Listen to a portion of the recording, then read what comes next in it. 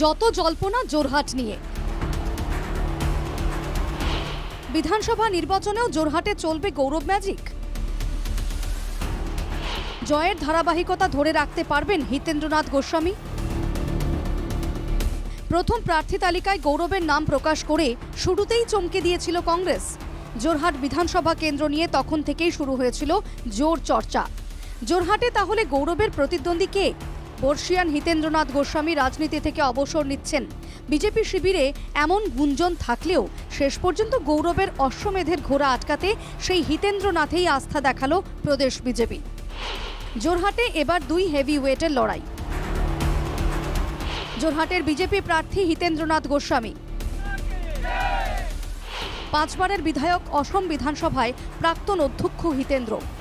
1991 থেকে টানা 3 বার অগপর টিকিটে জেতেন হিতেন্দ্র। 2016 এবং 2021-এ বিজেপির টিকিটে নির্বাচিত হন হিতেন্দ্র। বর্ষিয়ান হিতেন্দ্রনাথকে বিজেপি জোরহাটের টিকিট দেওয়ায় একটা বিষয় জলের মতো স্পষ্ট। এবার গৌরবের জোরহাট জয়ের পথ মসৃণ হবে না। যদিও 24-এর লোকসভায় 1,40,000-এরও বেশি ভোটে জিতেছিলেন গৌরব। যদিও নির্বাচনী ময়দানে নেমেই জোরহাটে বিশুদ্ধ পানীয় জলের যোগান সহ প্রতিশ্রুতি দিচ্ছেন বিজেপি প্রার্থী হিতেন্দ্রনাথ গোস্বামী।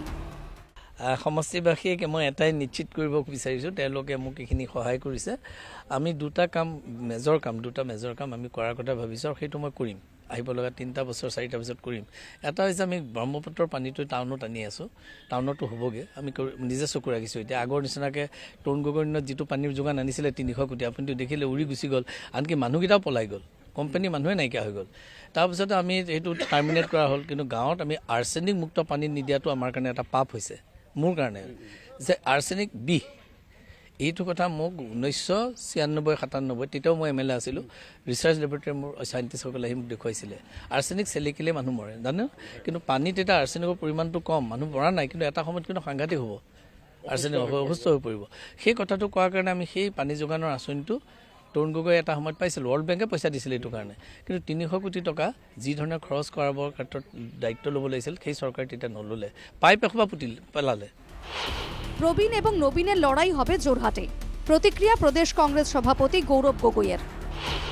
হিতেন্দ্রনাথ গোস্বামী অত্যন্ত অভিজ্ঞ ব্যক্তি।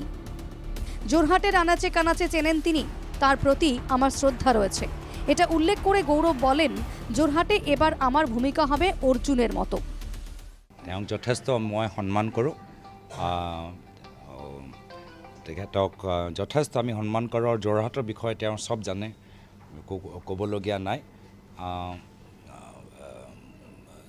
মানে যিদৰে অৰ্জুনে মহাভাৰতত নিজৰ ভীষ্ম পিতামহ বিৰুদ্ধে যুদ্ধত নিজৰ কৰ্তব্য পালন কৰি ৰণত নামিলে, ময়ো অৰ্জুনৰ দৰে তেখেতৰ মোৰ ভীষ্ম পিতামহ হিচাপে গ্ৰহণ কৰি মোৰ যি ধৰ্ম, নিজৰ দলৰ প্ৰতি যি মোৰ কৰ্তব্য,